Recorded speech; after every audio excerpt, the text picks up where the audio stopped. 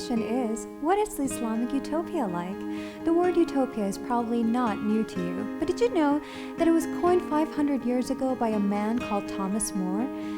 It is the title of his book about a fictional island community living in an ideal state of justice and harmony.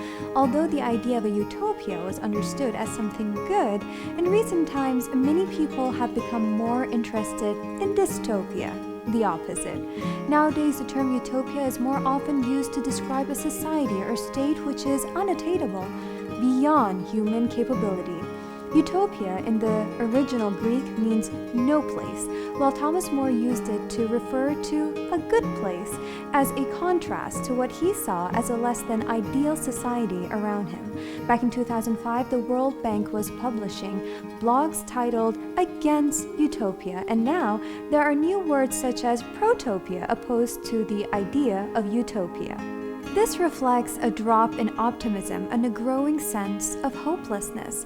But what is Islam's take on utopia? Muslims believe in a time when utopia will be seen on earth, when truth and justice will reign. According to Islamic tradition, a redeemer from Prophet Muhammad's lineage, known as the Mahdi, will establish justice on the earth before the end of times.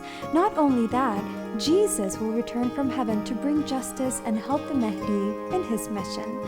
The fact that good will ultimately prevail over evil is something which can be found in verses of the Quran. The righteous among my servants shall inherit the earth. Or, we will to show favor to those who were persecuted in this earth and to make them leaders and masters. Muslims hold to the truth of these verses and so believe that a vision of utopia will ultimately be seen on earth, a society which will be governed equitably and justly. So, universal ideals of a utopia such as justice are not abstractions for Muslims. Justice is something which can be seen in the lives of prophets throughout history and is realizable in the future. The rule of Prophet Kings David and Solomon are good examples put forth in the Quran as reigns of justice and wisdom. Not only that, with the Prophet Muhammad's leadership in Medina, people tasted a divine ideal of justice. The Prophet succeeded in uniting a really divided society and organizing it under a constitution based on rights and responsibilities, known as the Constitution of Medina. In the words of historian Reginald Bosworth Smith, Muhammad was Caesar and Pope in one, but he was Pope without the Pope's pretensions, and Caesar without the legions of Caesar, without a standing army, without a bodyguard, without a palace, without a fixed revenue. If ever any man had the right to say that he ruled by a right divine, it was Muhammad. For he had all the power without its instruments and without its support.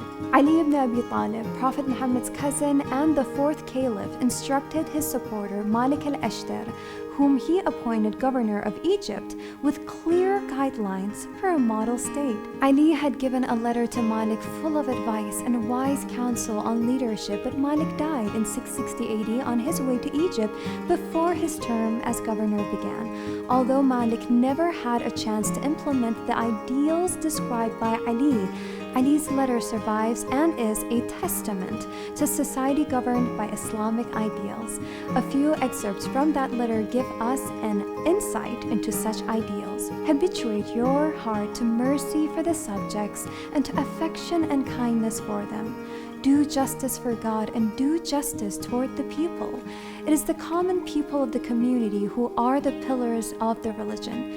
The future of the Mahdi's rule is referred to in numerous narrations from the Prophet ﷺ. It is described as a time of ease and abundance such as the world has never known before. Many Muslims wait in hope of this future when divine ideals will become tangible realities and see the prototype of divine leadership in the life of the Prophet himself. Hopefully, this sheds some light on Islam's understanding of utopia for you. Until next time.